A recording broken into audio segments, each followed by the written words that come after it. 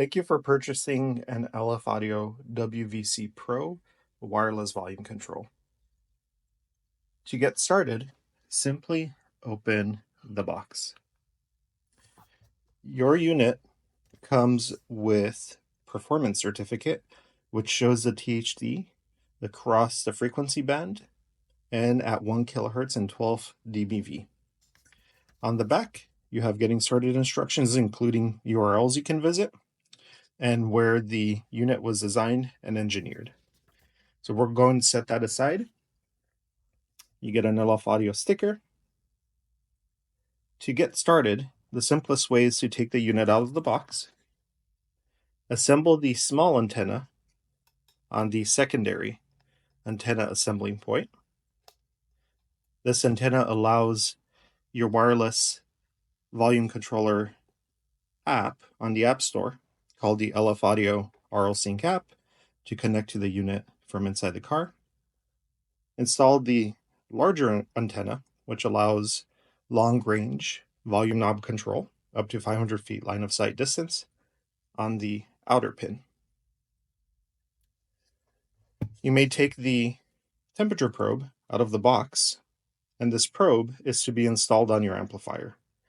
Some amplifiers have fins where you could lay this in between, others do not. You can install this on top of the amplifier and use E6000 to secure it. The probe needs to soak the heat from the amplifier to be able to accurately measure the amplifier temperature. You also have the knob with the mount. You can take the red part of the double-sided tape off and install this somewhere inside of your dash. Alternatively, you could put the knob inside of this protective case, which has a lanyard you can put around your wrist, and use this larger mount to secure inside your dash. Both of these have magnets inside, which allows your unit to be secured inside of the holder once mounted. To get the knob up and running, simply connect the ground to your car ground, 12 volt to your 12 volt battery, remote in to your DSP or radio or other remote turn-on source, and remote out optionally to your amplifier. The remote out can be turned off by the unit if the amplifier gets too hot or the voltage is too low. So simply take that connector and wire all the wires to it. Before we power on the unit, we want to install our inputs from our radio or our DSP in the left RCA pins, and we want to install our output go into our amplifiers on the right pins. We also want to install our temperature probe if we'll be using it at this point in time. Now that the unit is fully connected, we can go ahead and connect our power connections and turn on the remote once we're ready to use it. If the unit is up and running successfully, you get a solid purple LED color. If there's any issues, it will be flashing. We can now turn on the knob.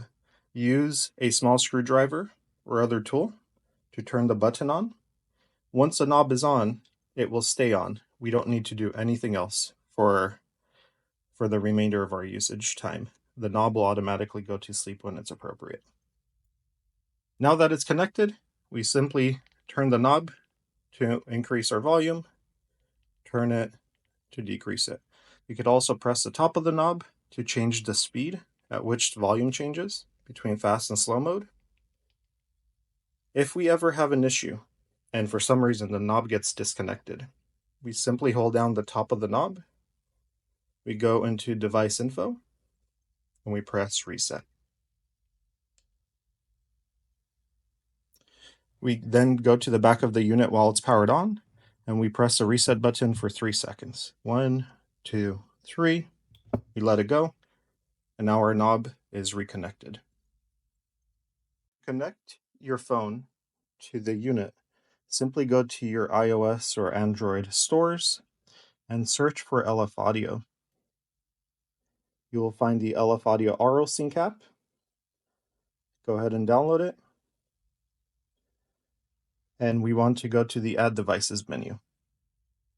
We're going to find the unit, however, we need the pin. for security. So go ahead and turn your knob on, hold down the top of the knob, go into device info, base station info, and you will see the Bluetooth pin.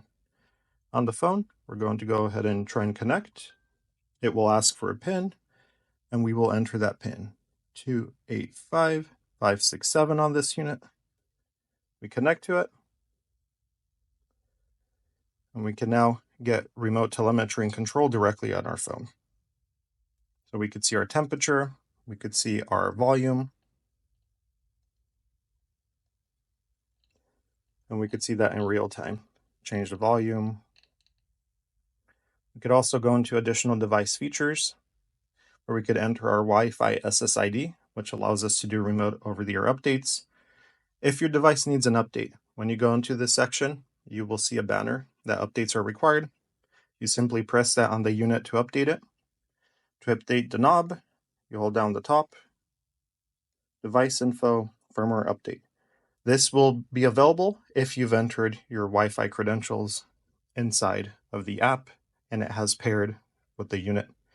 If you don't have Wi-Fi readily accessible near you, you could turn on Wi-Fi hotspot from your phone to allow the unit to use your internet connection to download the latest and greatest updates.